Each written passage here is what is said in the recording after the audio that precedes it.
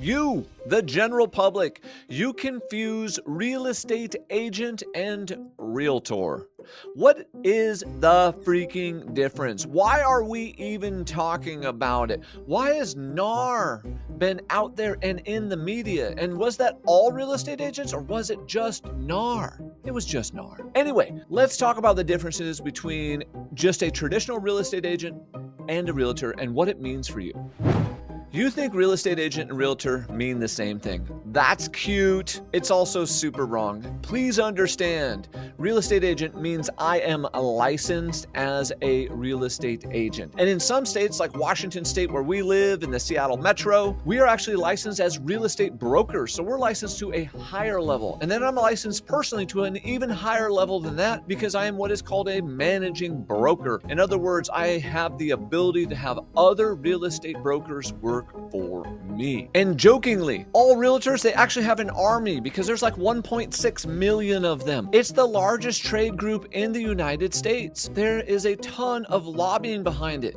That's why during the commission settlements, they went after NAR because it's one of the biggest trade groups. The problem is there's just a lot of confusion. When we're looking at real estate agent versus realtor, everyone believes, and I don't think they've done a really good job of marketing this, that just means you have a license. The real estate agent has a license, but the realtor is holding themselves to a higher level of standards, a higher level of ethics, a higher level of training. And then, of course, there is also the National Association of Realtors, which is a trade organization and a lobbying group that protects consumers and protects real estate agents like myself. Generally speaking, when you compare a real estate agent to a realtor, most realtors earn more money. They're subscribing to the higher level of education. They're building bigger businesses. They're more consistent in their business. A lot of offices like mine, I'm an owner in KW. Inside of a Keller Williams,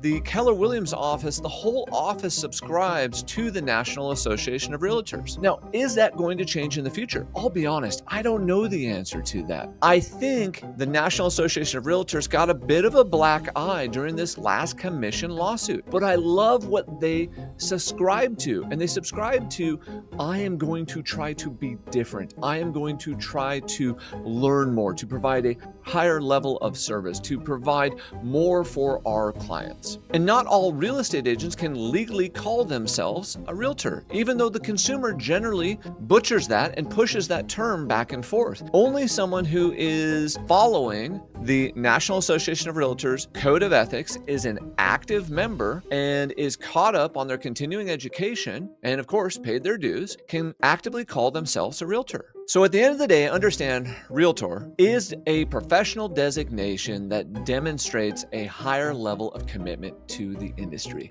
That's all you need to know as a consumer. If you have more questions about this, drop it in the comments. Subscribe if you just love real estate and the game of business and want to have more conversations about this.